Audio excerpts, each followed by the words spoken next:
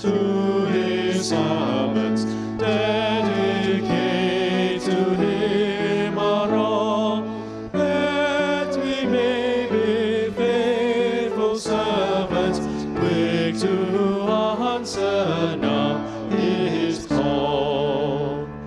We are called to be God's prophets, speaking for the truth and right, standing firm for godly justice, bringing evil into light. Let us seek the courage needed